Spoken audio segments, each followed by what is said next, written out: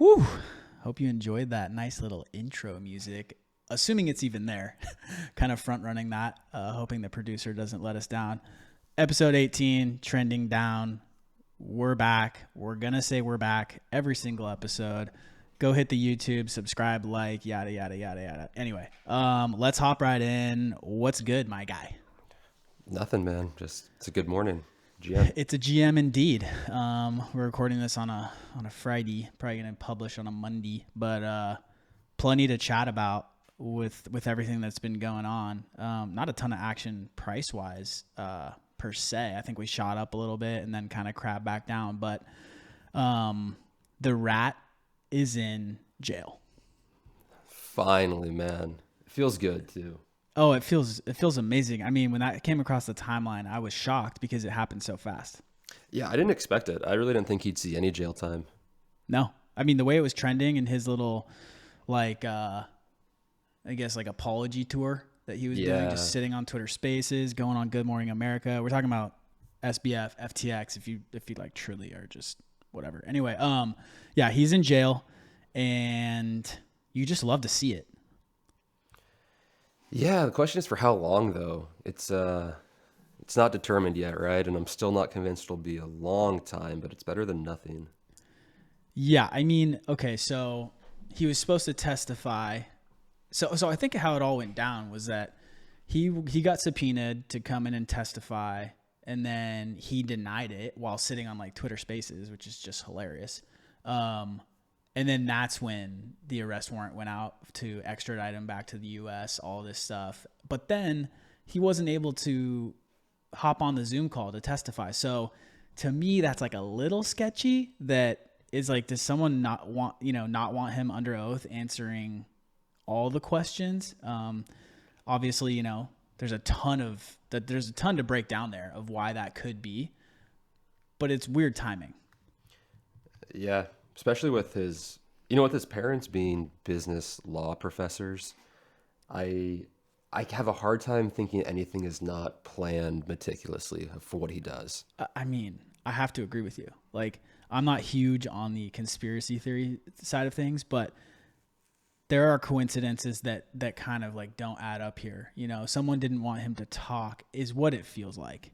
Yeah, right. And like if you have a child that's going through something like this, you're not gonna turn your back on them. You're gonna help protect them to whatever end you can.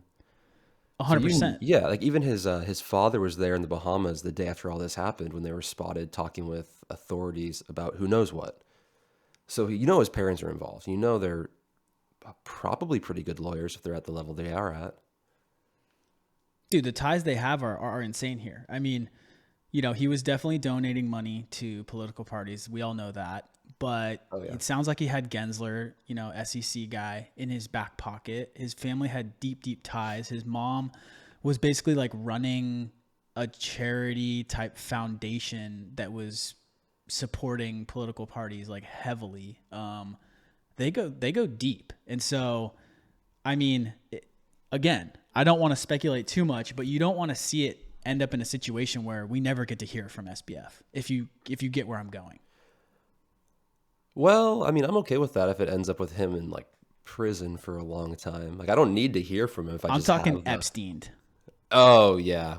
Like, don't want him talking because, okay, hey, no one has really pointed, where did all the money go? Like we have a ton of it tracked, but we don't know where like these huge billion-dollar amounts went. And I mean, he's already being called like the greatest political like influence scam, whatever donations that has ever happened in politics. So it's like, and okay, so now you have bankruptcy proceedings.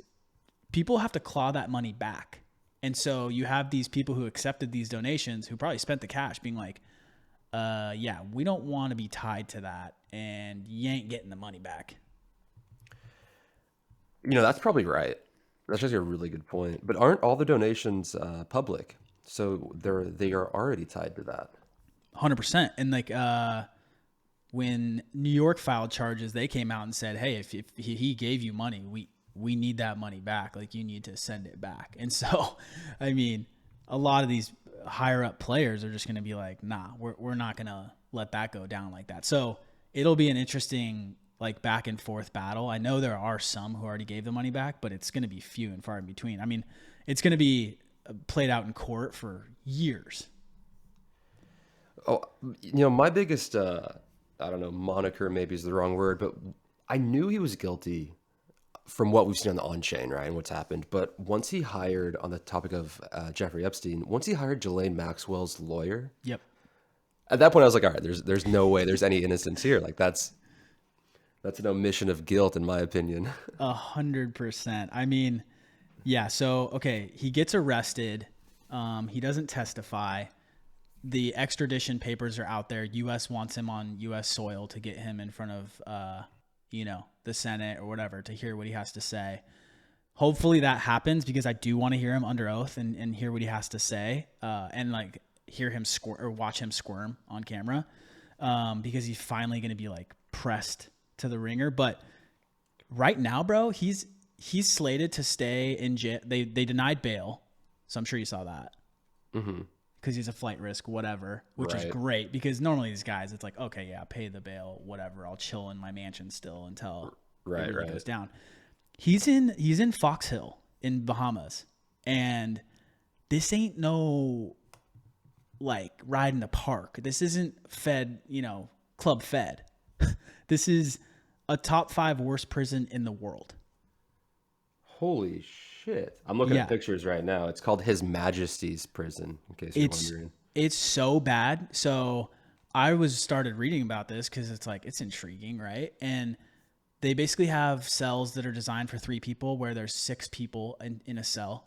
The inmates are like basically bucketing human waste out of their cells. And they say that rats run the prison because they're just overinfested and they're more comfortable than the actual prisoners are. Like he ain't sitting pretty. That's horrifying. And the funny, who knows if it's true? I saw a tweet the other day. It was like his parents called to see if he can make sure he gets vegan food there. So is he actually vegan then? I didn't think he was actually vegan. Right. I thought it was all a facade. Who knows? I mean, in court, he was asking the judge, hey, can I take my like basically, prescribed meth patches that he wears? Can I put this, my medicine on? And he's like, well, okay. And he's like, I have to take my shirt off to do it. He's like, okay, well, you're not doing it in my courtroom. So, and so he went to the bathroom and like excused himself. But this guy is going to like go through it. And I think we should touch on like, I guess we'll put it out there. No part of you feel bad for this guy. I mean, it can't.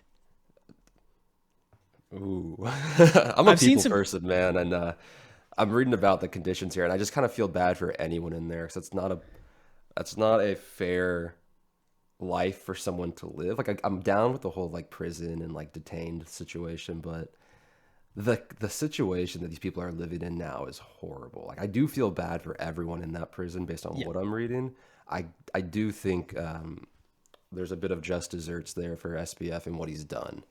Yep. Let me go back and I feel bad 100% that I think there's definitely issues in like, the prison system and all that stuff in America. I can't imagine what it's like in, a country that's not as developed. But so I don't think anyone should have to go through that, granted, like, especially this type of thing, right? Right. But SBF being there is kind of a just desserts moment, though. Right. I mean, give him till February, right? Like he can do 2 months in that shit. But to kind of be like, okay, I guess where I was going with that is like he was so good at playing the card of like, oh, I just fucked up. Like, sorry, like money's gone. Sorry, but I'm really sorry. And it's like, dude, you were smart. You knew what was going on, and you stole from people. Right. Any Bitcoin or ETH that was deposited in his exchange, he sold and then deployed into VC capital. So I'm sitting here thinking like, how much higher would Bitcoin and ETH have gone if this dude wasn't just taking his exchange, selling it, and just pumping Solana and all the other trash he was, trying to spin up? Right. I mean, that bodes well for whatever happens next and whoever does this to us in the next cycle, because it will happen again. Yeah. But it means we will hit those highs again if that's one of the big takeaways, is if he wasn't just liquidating everything all the time. I mean, I'm trying to find like silver linings here. I think that is Right. a huge one of like the flows on ETH now that there's no minor emissions, and then now this like these bad actors like Celsius and all the Voyager, BlockFi, whatever the list goes on. Like the leeches, of the industry have been taken out. You would just hope that in this next bull run, I mean, there's always going to be some greedy fraud going on, but it bodes well for the price of Ethereum. Oh yeah, I think so too. I think I'm gonna keep likening it to the old like Wild West in banks, where in the west side of the states there was bank robberies all the time, and banks are still here today. Like I'm Yep. gonna always liken it to that. There will always be a dark side to every industry. And We're just speed running it right now. yeah, and on that point, it's like we are definitely speed running it. And on that point, it's like during these hearings, you have some politicians kind of taking the moment to say, oh, this is exactly what this industry does. It just creates bad actors. People use it for terrorist activities, et cetera. It's all played out.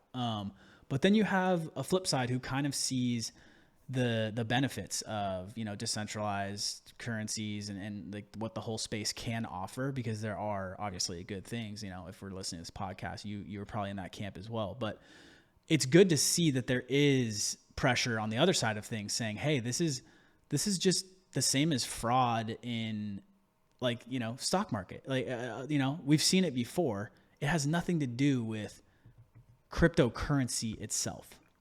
Right. So this is hilarious to think about. Do you think Sam gets jacked in jail? No, God, no. Absolutely not, man. No, I don't think. No, I think he lays in bed a lot of the time and like mentally plays League of Legends. I had this thought last night That's actually. hilarious. I thought he like probably mentally played League of Legends and like picked his character and like pretended he was like going down the lane and like fighting his enemies. That's what I think he's doing. Because after I read his ode to League of Legends on Twitter, I realized like how much of an obsessive compulsive person he probably was. I have not seen that. Is this guy just like bow down to League of Legends even though he sucked at the game? Yeah, it's like I want to say it's like a 15 or 16 tweet long thread that's written as an ode. Wow. It's not great. You wouldn't find it in a book in the future, and you really wouldn't see it referenced in any poetry class. I wouldn't read it. It was cringy the entire way through. Yeah, I mean, I really needed to know how good he was at League. That was the one thing I needed to right. find out through all of this, and I think I found it out. I mean, answer's bad.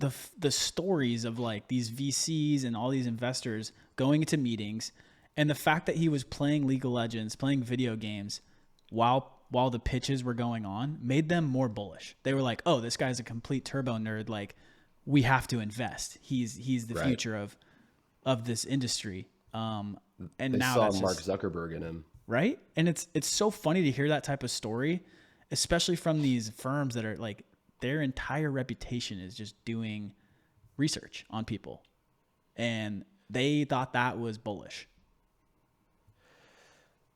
Well, aren't they stupid? No, I mean, bro, everyone's eating crow right now. Man, I just don't understand how we were so dumb. I think that's where I'm stuck is everyone knew FTX and Alameda were a little too close. Everyone knew Extremely Alameda fucking front close. ran. Yeah, but we never thought, and I don't know why we never thought that they were like dipping into the piggy bank of FTX. I mean, again, this whole thing will unravel, but back when he started FTX, their whole thing was like, oh, we arbed the prices of Bitcoin between like whatever it was, Japan and US, and it made us 19,000 Bitcoin in 1 year. And so they were just looked at as like god tier traders. And I've heard that is all made up. So like, where Probably. do the lies start? Day one. Yeah, probably. Honestly, And for him to just say, oh, mislabeled bank accounts at all, it all just like, oh, you know, it all got ahead of us. Like, it's just pathetic because then you have these other stories coming out where he had a private chat that like the private group name was called Wire Fraud. So Shut the fuck up. yeah, 100%, dude. And him and like the Wow. top 4 or 5 execs were all in this chat on Signal, which is a messaging app that like, you know, you're supposed to be obfuscated. It's not trackable. Right. But I mean, bro, the Fed can do whatever the hell they want, right? So they looked into it. The group chat is literally called Wire Fraud. Man. So that's where I'm like, okay, if you look into again, I'll go back to it of the story that's being painted in mainstream media. It's like, oh man, like, did he just fuck up and not really know? Like, damn, No. I feel a little bad. Like, right? Because you have empathy. You're a human being. Well, some people might not, but then you really dive into the story and it's like, wait a second here. You know, his dad's on payroll. You know, they have a, what was it, like a 500-600 million dollar real estate portfolio in the Bahamas. So they were just basically paying off people and buying out the entire island. I mean, it, you know, it just goes deep. And then I think this is like where I get super heated about it is like, so every FTX employee got paid salary through the FTX platform, right? So, you know, you believe in crypto, you believe in your own company, you don't necessarily take all that money to the bank, right? You just, you know, whatever, I'll leave it in my like work account. And then hopefully you did. But not only that, but then they convinced the entire island, all these vendors, these little catering companies, all this shit, to set up FTX accounts and be paid through that. And again, if you're a vendor, you're going to take that cash to the bank sometimes, but who knows how often you do it. Those people all got screwed, you know, and which makes sense why they like opened up the Bahama withdrawals for 24 hours after they already declared like we're fucked. Right. But it just, there's so many people who got so hurt by this guy. I know, and I'm in the middle there too of the employees. I think probably got the worst of it because, like you said, you buy into a company and you really double down and you put all your eggs in one basket because you don't make like generational wealth by divesting. A lot of times you do it by putting a lot of eggs in one basket and hoping they hatch. Yeah. And this dude made like an omelet out of those eggs. But I'm kind of the other side of this. I'm saying so many people were impacted, I think, because they lost sight of the reason we believe in crypto, which is like custody your own coins, stay off of exchanges, make sure you're in control at all times. And it seems like a lot of people, a lot of big people lost sight of that on FTX. Yep. And I wonder if that was part of their plan, was just get buy-in, make people believe, and just let the Ponzi run as long as the Ponzi can run. He made people feel safe. I mean, he's a god. He was a god at that. You know, his reputation was just like, why would you question Alameda or FTX? Like, they're making buku cash. I mean, meanwhile, they're literally selling the assets you deposit and paying Steph Curry and like all these, you know, celebrities and all these sponsorships. And then now, like, those people are burned. I bet it was something that worked during the bull, and they're like, we can keep running this. And they just got caught with their pants down towards the end and said, how do we fix the hole before it gets bigger? Yeah. And the crazy part is like, there's a world where the bull market could have came back without anyone noticing. And they plugged the hole, or probably the more reasonable result, this becomes an even bigger problem where instead of 32 billion or whatever it was, maybe it's 200 billion. And then we're looking at like a complete meltdown. I think that's more likely. Yeah.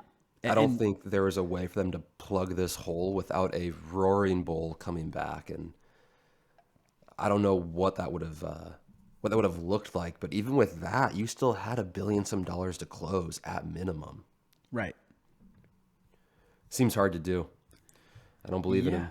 I mean, it again, if they were god tier traders, you could make an argument like, oh, okay, I could see that. But clearly, like, the whole thing was a sham. So I can't wait for more of this to come out. Like, you know, they invested in some rural bank out in some podunk flyover state. Did you see that? No, I didn't.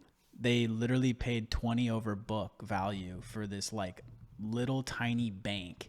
They paid, I think it was $11 million for 10% of the bank.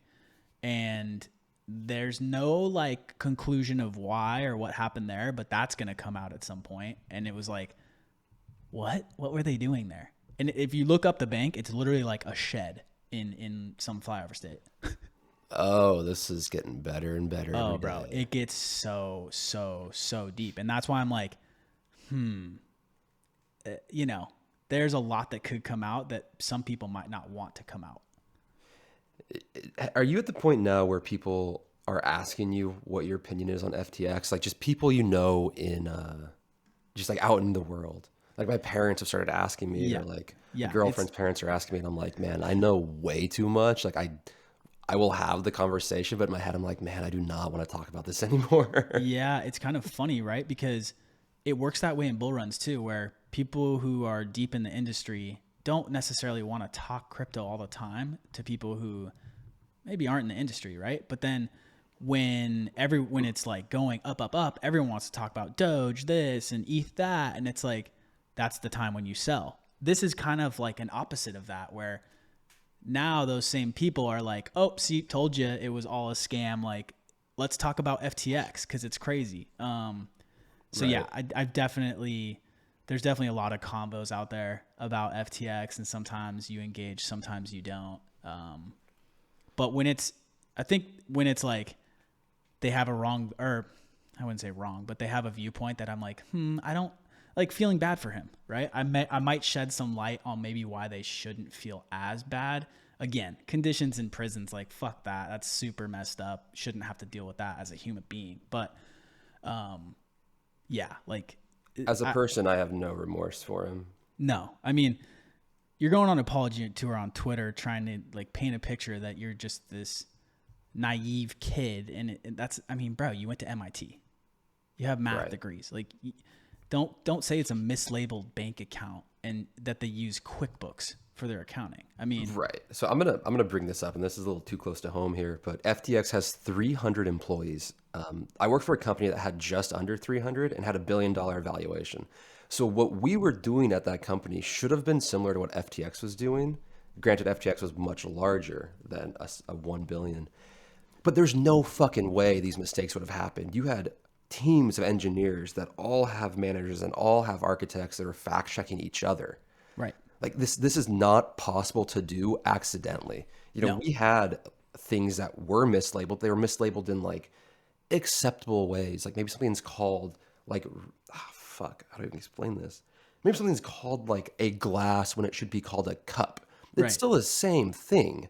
It's Right. not like, oh, this is client funds and this is like investable funds. Like you're not going to mislabel that.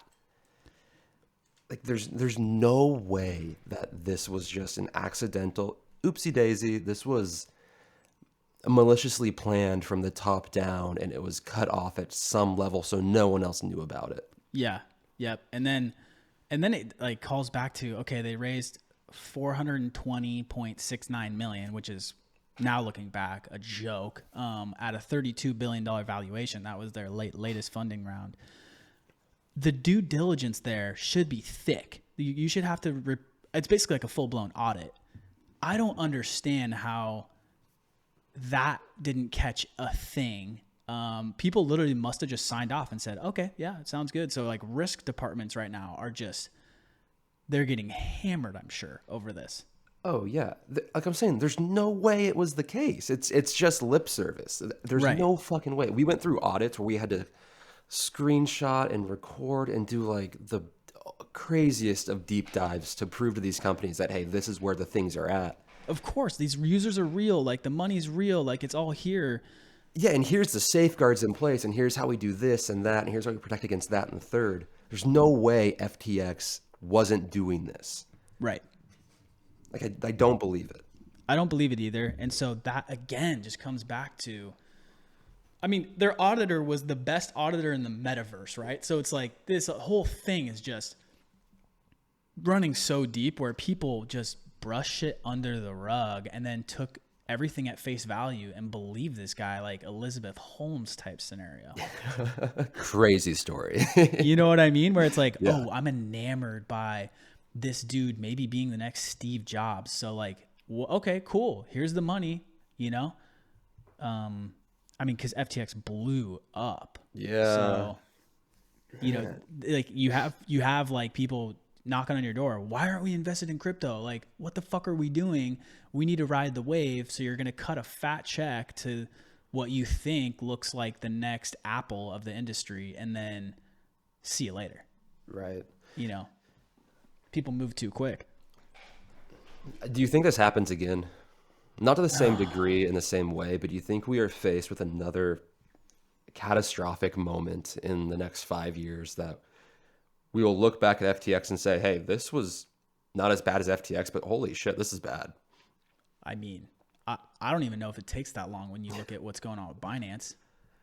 Okay, fair. Right? So like, I think that they are doing what FTX did? Absolutely not. But I mean, that's going to be a sound clip if they are right there. So you can't trust anything nowadays. And then this morning you have the auditors who, again, another no-name firm, pull their report on their recent report on Binance and say, like, pull it all down. And like their website's down and everything. And they walked back on like the proof of reserves thing for Binance. And so now that's why the market nuked kind of this morning. Right. So, I mean, you really hope that Binance is playing by the book. I know they're under super, super heavy regulation wise. But I hope they're not commingling funds. I mean, that would be catastrophic. But again, this is all bullish Ethereum. Like, hold shit in your own wallet, and Yeah. hey, you can go use a trading platform like GMX, right? I mean, there's others out there. Okay, I don't want to sound like, you know, because there could be flaws with GMX too. But at least if you're trading, you're not giving your money to any deposit or anything. It stays in your wallet, and it's all under your own custody. And there's no relying on like, okay, did they commingle funds, whatever. Like, I think that is the future. It's just getting a better design for these wallets, because people spinning up MetaMasks and all this shit right now, it's just not user friendly. No. And that's, I'm going to come back to this again. That's where things like Fidelity and Vanguard and Robinhood will thrive. Fidelity launched their crypto arm the week SBF and FTX imploded, which was incredibly coincidental. But like things like that, Fidelity's not going to commingle your funds. They're not going to nuke your equity because they hate you and because they want your money. They're going to keep you safe.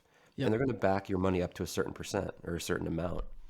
So like things like that have to exist despite crypto maxis so badly wanting it to only be decentralized. Yep. And, you know, we wash out the bad actors right now. Clearly, we've been doing great at that. I think it's bullish for Ethereum, like, right? Like the true decentralized assets, you know, I'm not one to really buy Bitcoin because it doesn't really do anything. I could see how number go up eventually, maybe, but you know, Ethereum is used for stuff. So I'm like, okay, that makes more sense to me. Right. I'm also in the same boat. I'm not really one to buy Bitcoin because I'm not in the same. So you probably should buy a fuck ton of Bitcoin if you're listening. But Yeah, like I'm at the point now where I'm like, the more I see this shit imploding, I'm like, okay, I kind of get it. Like Bitcoin doesn't do anything, and that's kind of the value of Bitcoin. right. It's a no frills, hold your own. Like, you know what you're getting, right? You know. Right.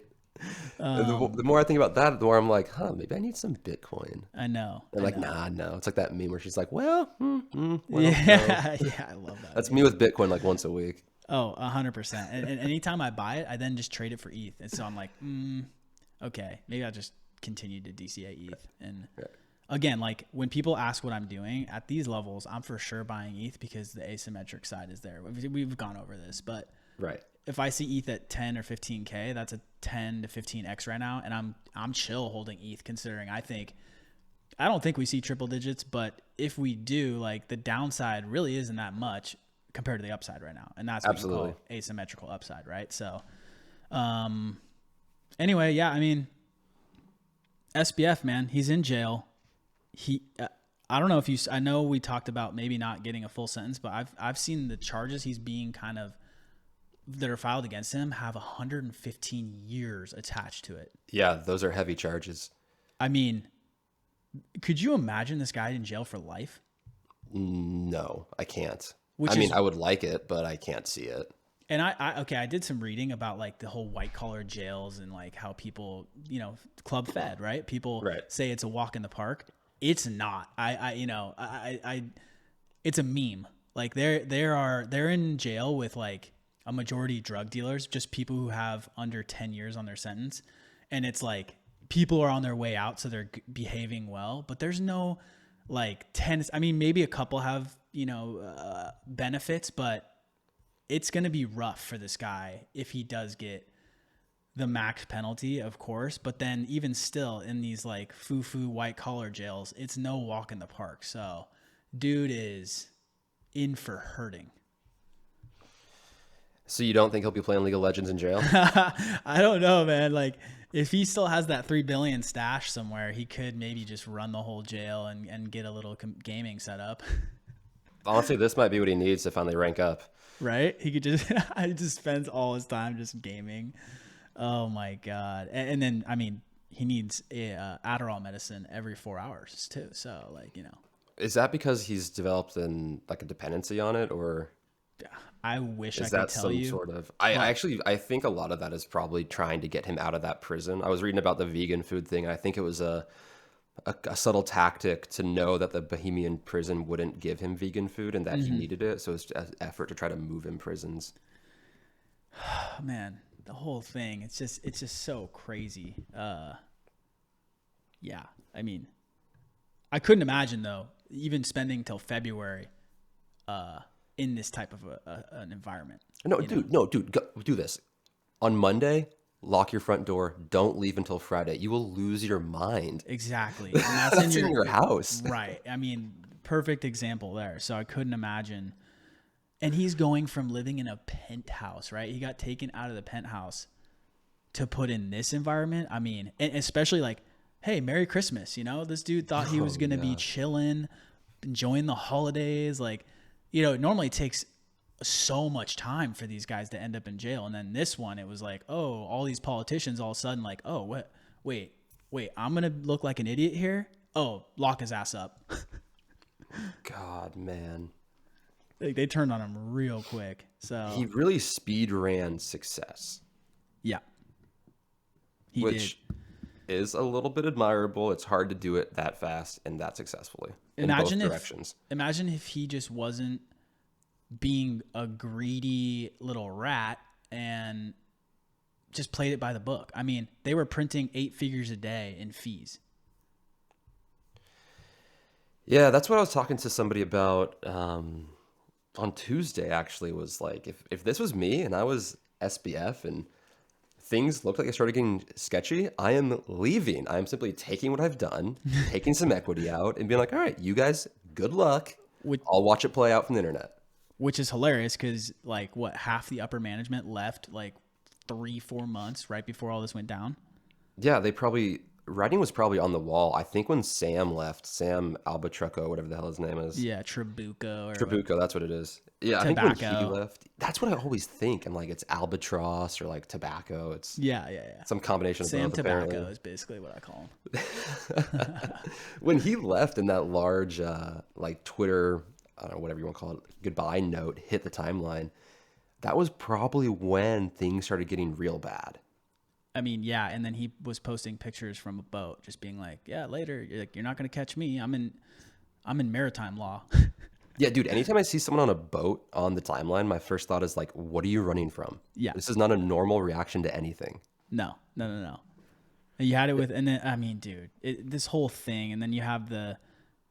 Like what? Let's go back to episode 2 where we're talking about 3AC and their meltdown. Now they're trying to say this is all because of Sam. Like everyone's trying to point the finger, all the scammers, including Luna and like those guys. Oh yeah, all because of Sam. So convenient now. Everyone has like the god tier, scapegoat. Oh, I mean, he's the only one in jail, so it ain't me. This is exactly what I said would happen when all this. What the hell is it?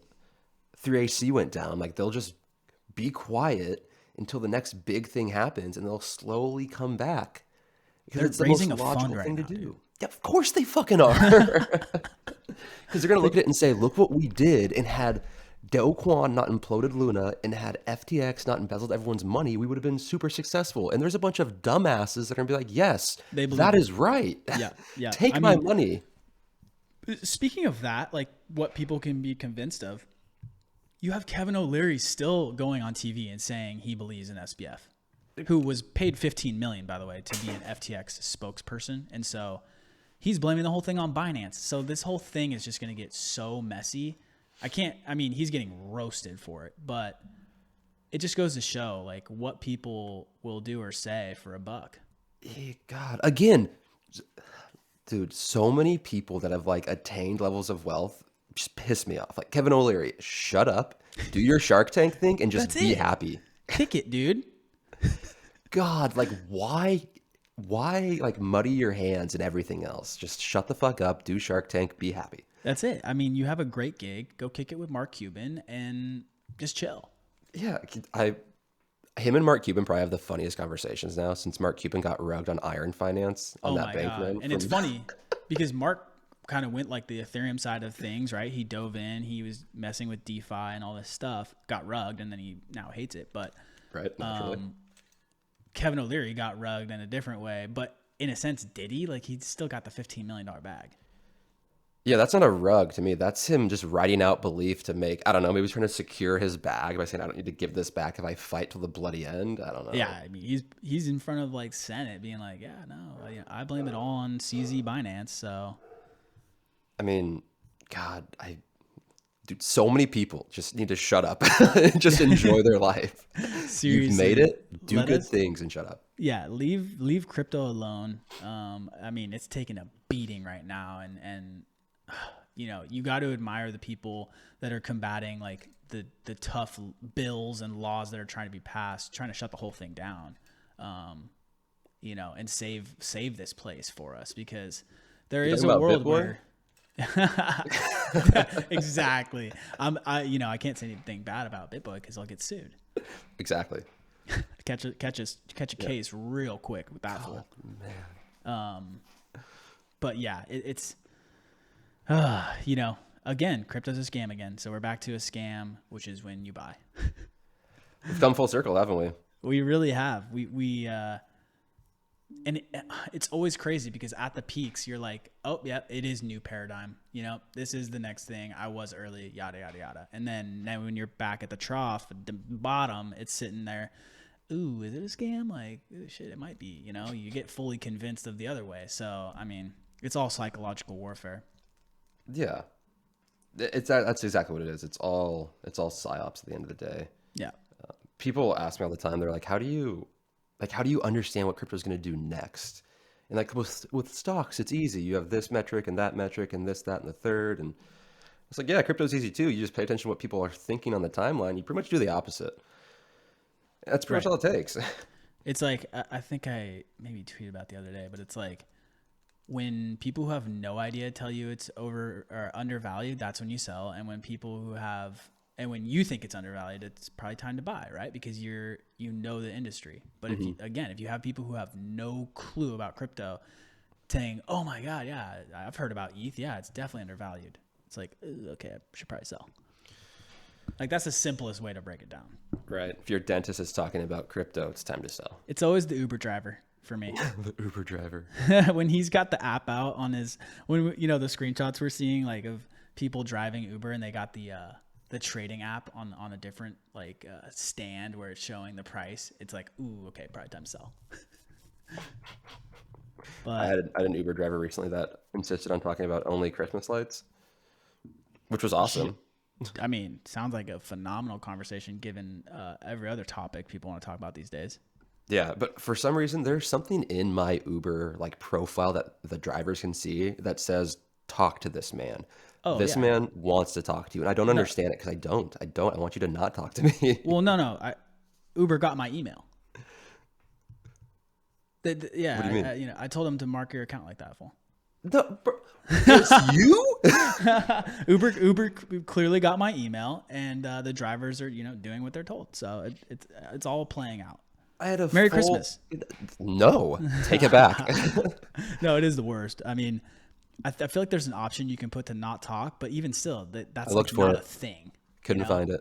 Well, yeah, I had him delete it from your app, but Dude, we're done. the Out of show's done. Pack it oh up. man, I had a 15-minute Uber ride last week and spent like I shit you not 13 of those 15 minutes talking about the World Cup, and I haven't watched a single game of the World Cup. So I'm sitting here just like, yeah, like Argentina does look Yeah, great, like yeah, Messi's looking strong. yeah. In the back, Exactly. like Googling stats, like how do I have this conversation? Oh my god, And maybe that's this is why they hilarious. talk to me because I'm willing to talk back at no length. Right? You're like, oh wow, we got one.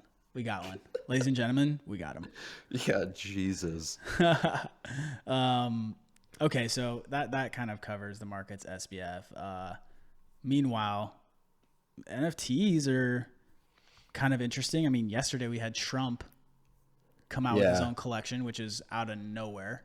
hilarious in and of itself. Did you see it went like 2 or 3x now? I heard that it did this morning, but I never checked into it. I'm actually trying to find it right now. What is it? If you hold 5 of them, you get to go to like a community dinner with him. Oh, that sounds great. Can't wait to do that. I mean, they printed a nice little amount off that because they had 45,000 of them and they sold them at $100 each. Yeah, but this is what we always thought was going to happen, right? Right. We knew crypto would get politicized, and we knew NFTs would be used as a raising mechanism for traditional structures. Yep. Yep. It was Not the coming. least surprised that he was going to do this, and it's not going to be the last time. There's no way. No. But like, you got to think about it this way too. There's 45,000 of them. You said, okay, 40,000 of those people have no idea what the fuck it is. They're just donating $100 because they want to see him do something. They're never getting sold. So that actual movable supply is probably the low thousands. And you've got a massive name behind it that's going to push these things, maybe. So I understand how they 3x or 2x. I wasn't going to buy Absolutely. them on principle, Right. I mean, same. Right. The but I'm play not there was shocked. obvious though. Yeah, It was did kind of not like, well, surprise me. there's no way these don't pump, but I think that 3x that quick was definitely a little shocking. It really wasn't to me, man. Like, I just don't see people thinking they can sell these. I see people in their like 40s, 50s, 60s. They just buy and forget basically, and then that Yeah. supply is like burnt. Yeah. And I don't know what like medium they use to sell them, like whether it was like Instagram or like some website. I have no fucking clue. But like I said, like the blockchain is just like a payment processing platform, same as PayPal. And Yep. if you try to order something on Instagram, like I fall victim to the targeted ads all the time. And it's like you see a targeted ad on your stories, you click like buy now, and it's like an instant checkout. Like you can make crypto the same way. So if he's doing this and you're hitting that 40, 50, 60-year-old audience, they're going to look at this trading card and they're like, I don't know, Instagram or whatever Patriot platform he fucking made and see, cool, I have a trading card, and they're never going to sell it.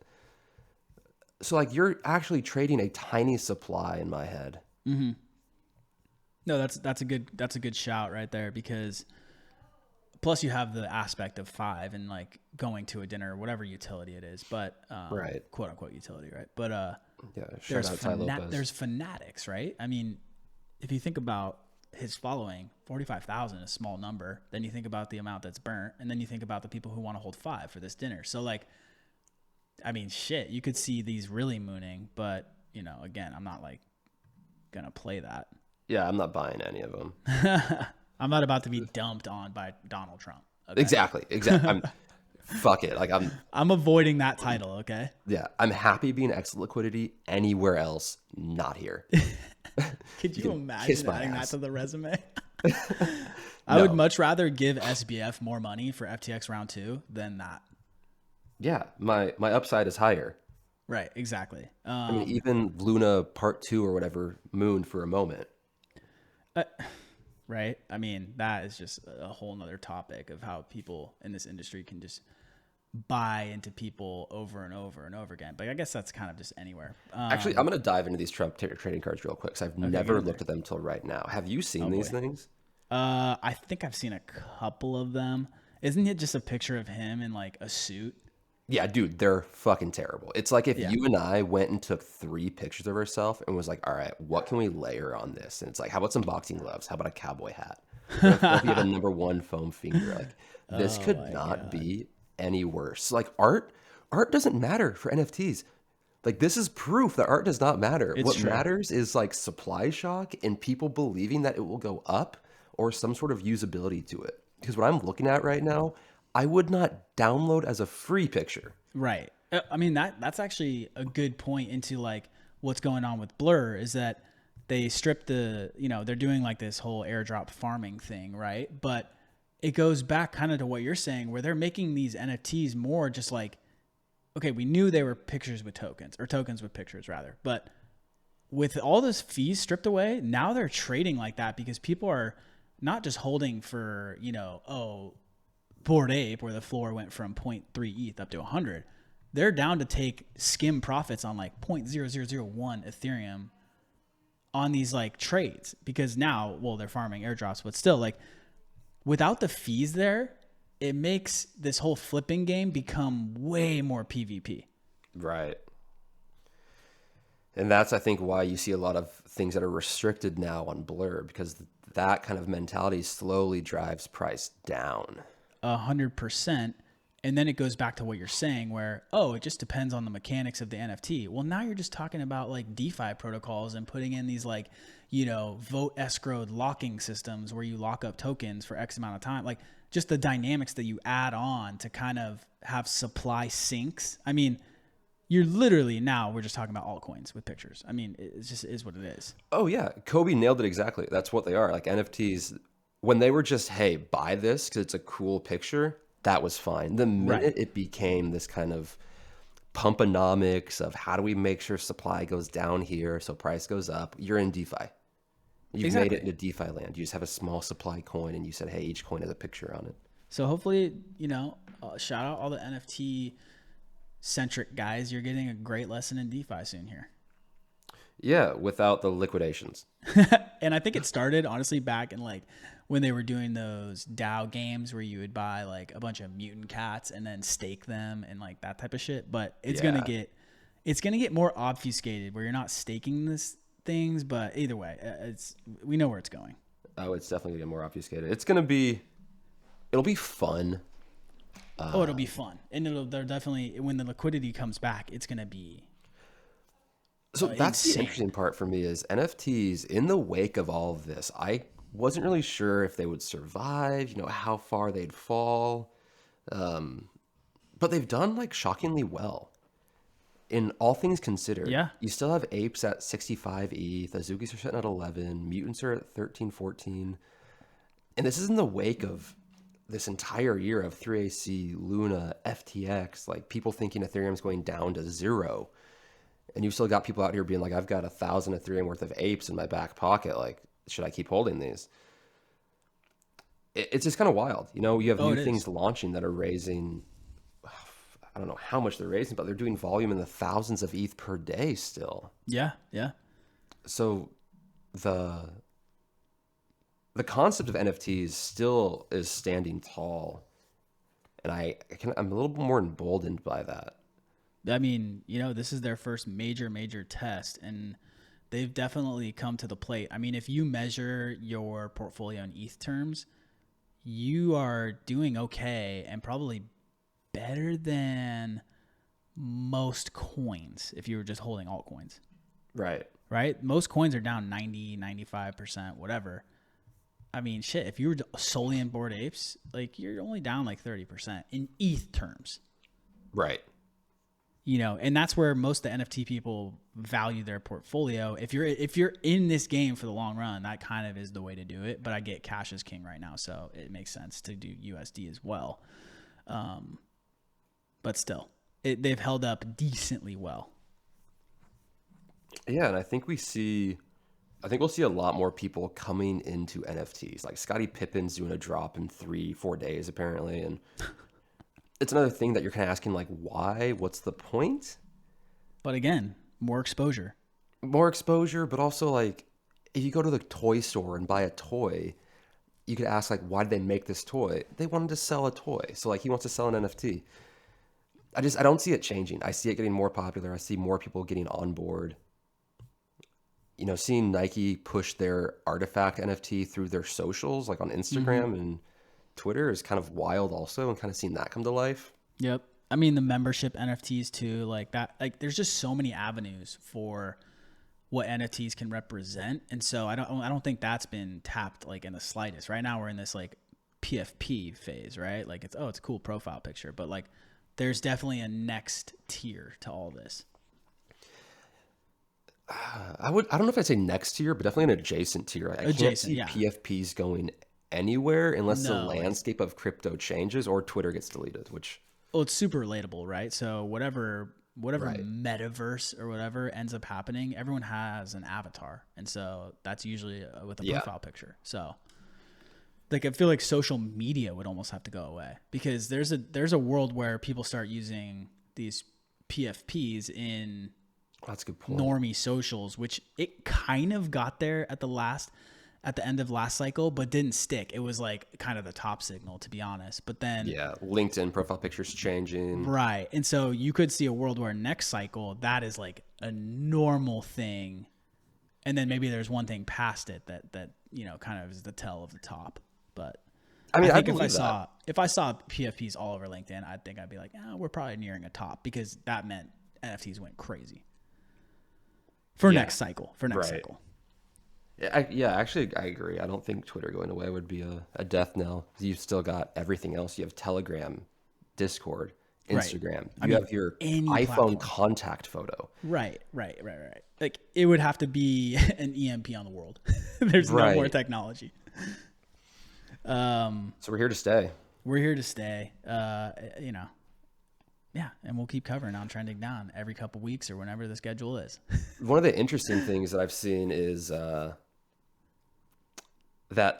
the NFT maxis have kind of died away, or at least gotten a little more quiet about what they want to see out of NFTs. Like early in the cycle, it was NFTs are immutable. You should freeze your art. The art can never change. And now you've got Valhalla that comes out, and you can, re-roll your weapon and change your weapon or something. And you've got Invisible Friends that says, "Hey, we're doing a collab with, I don't know, Kith."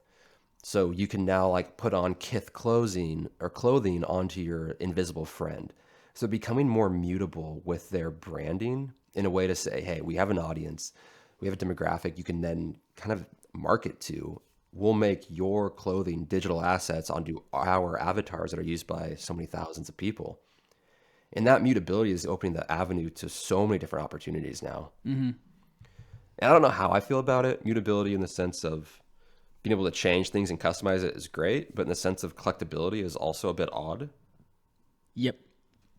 Because you buy a baseball card pack, you get 12 baseball cards, and those baseball cards are what they are. You don't get to go in and say, "Oh, I got the Ken Griffey card or like the Aaron Judge card, but I want it to be the rookie card. So let me like spend $20 and make it a rookie card." Yeah, I mean that's more of a game, right? To me, it's like okay, there's gonna be a gaming aspect to NFTs. So if you can upgrade them and shit, that's just a different scenario than people collecting.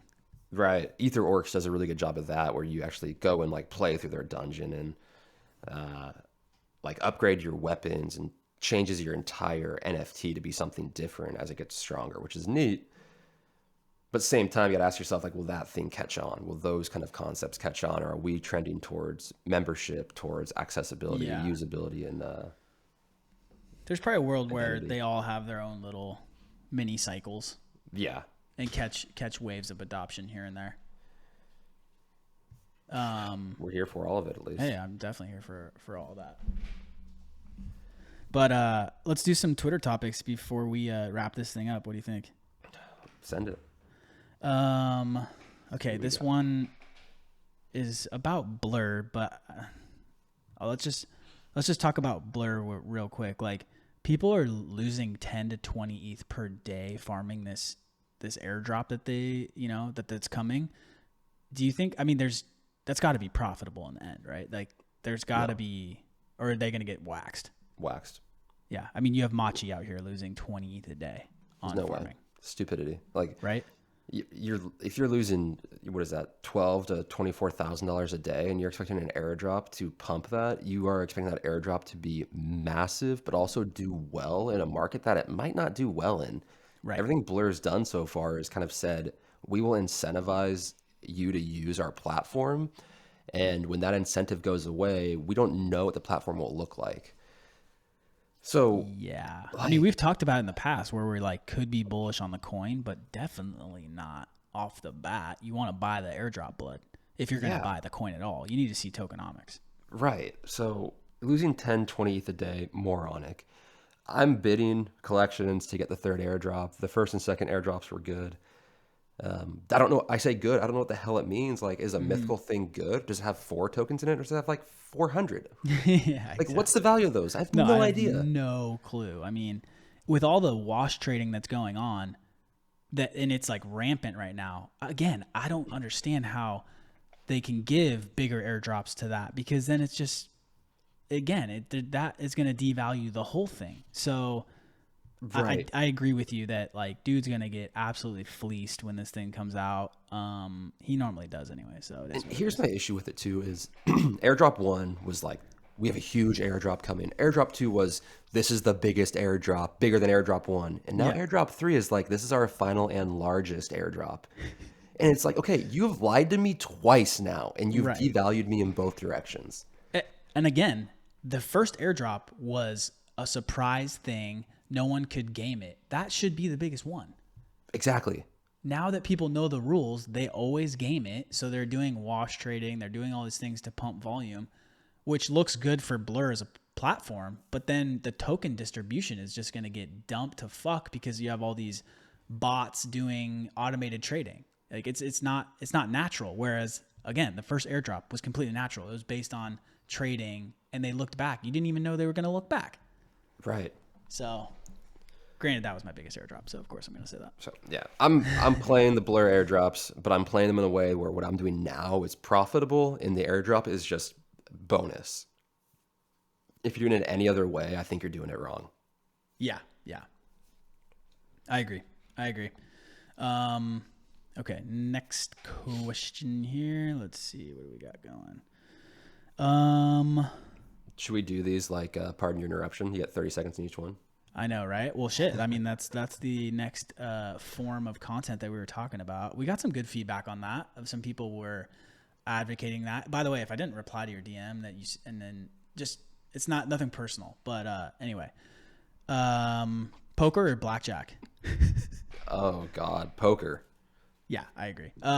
Because blackjack, if you sit down at a table, you have to have the whole table playing with you. If you don't, it's game over. Yes, absolutely. The the dealer will just wash you all the time. Yeah, exactly. Well, also here's my thing with blackjack. I think I'm smarter than I am, which I'm not. And I've seen that movie where they count cards, and I'm like, okay, I could do this. So I read about how to count cards. So I remember like 10% of it. So anytime I play blackjack in my head, I'm like, okay, here's a face card that's like +1. I'm like, oh, it's a 2. That's -1. I'm like, okay, I'm at 0. I start getting in my own head like I can count these cards, and I get my ass kicked every time. Can't separate myself from my own stupidity. Poker all Yeah, the way. yeah. I think, and then the mental warfare of playing poker, of like bluffing and like all that stuff. I think it's just a ton of fun. As to Oh yeah. where blackjack, it's like it's kind of a numbers game where, all right, am I hitting here? Like if you don't know those rules, again, you're gonna get screwed. But it is a fun game. Like I mean, shit, I'm not hating on blackjack. Like it's fun. Yeah, well, think about it. Blackjack is, or sorry, poker. If we're talking Texas Hold'em is just blackjack with 3 to 5 cards that are also usable. Otherwise, you're just playing blackjack with your 2 cards and one showing. Right. So make it more complicated, make it more fun. I'm going poker. There we go. There we go. Fucking love it. Let's see here. I think we can fit in a couple more.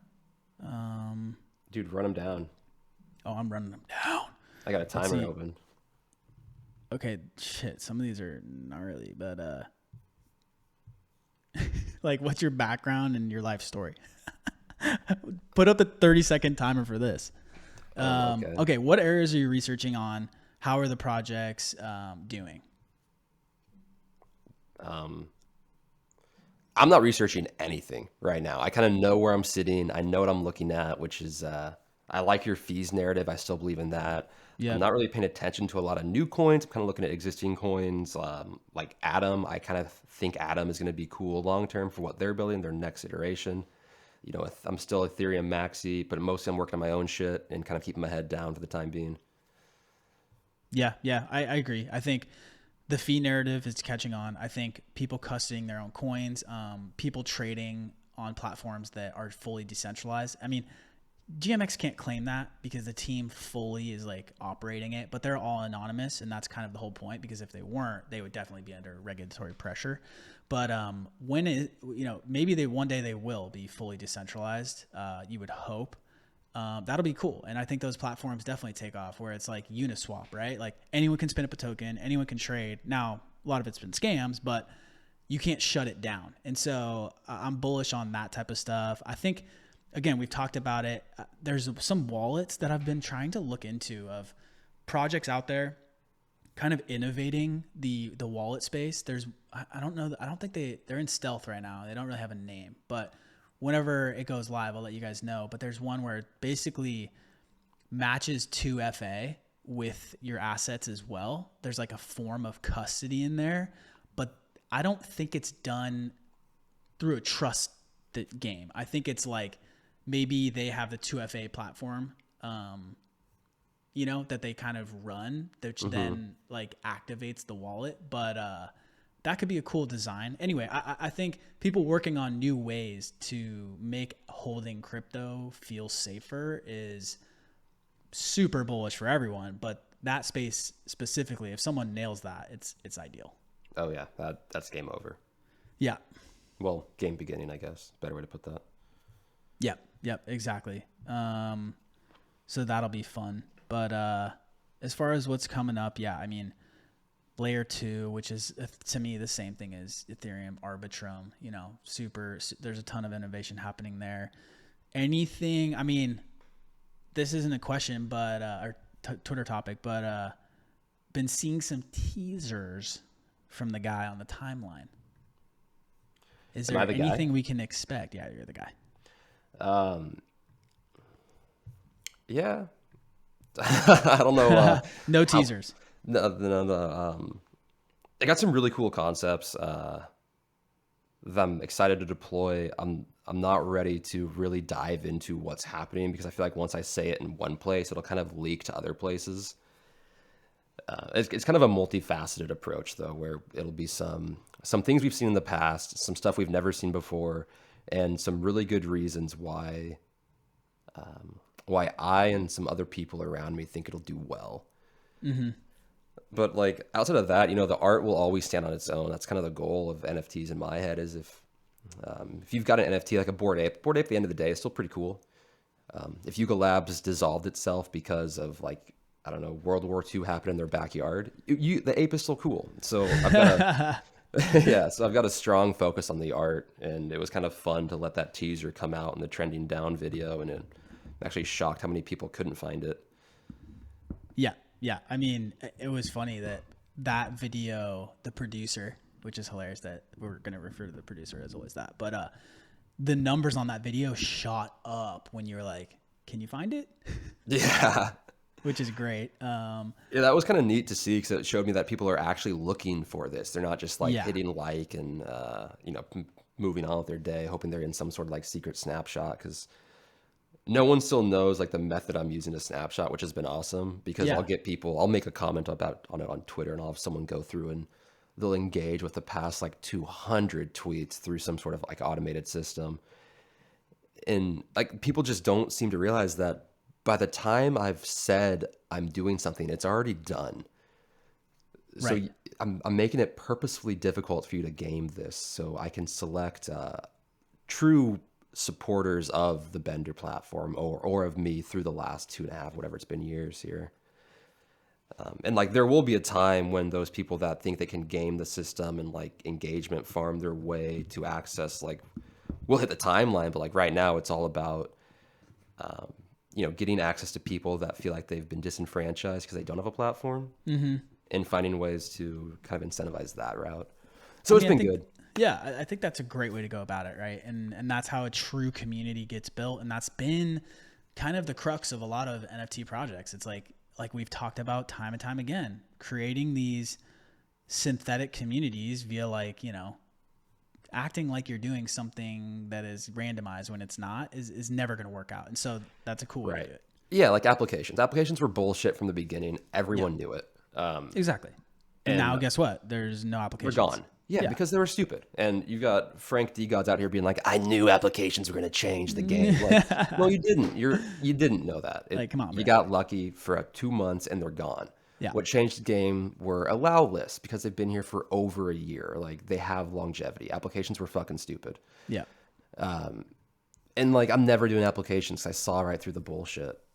You know what's interesting is that there's a lot of tools for DAOs that are coming out, and it kind of like almost gives you an on-chain, I wouldn't say credit score, but like an on-chain reputation. And so that'll be a cool thing that develops in the long term. NFTs are way too new, but as you see wallets, I mean, people use different wallets, yada, yada, yada. Like I can already hear people pointing out flaws. There's tons to work on, but there is a future there of people having these on-chain reputations and then kind of like getting access via that, because then there's literally no discrimination. And I'm not saying like give it to whales only, but you can create whatever parameters you want. But you could see who's holding, who's not, like who is active, who participates. Like you could create the parameters you want and just use all on-chain metrics, which is kind of cool.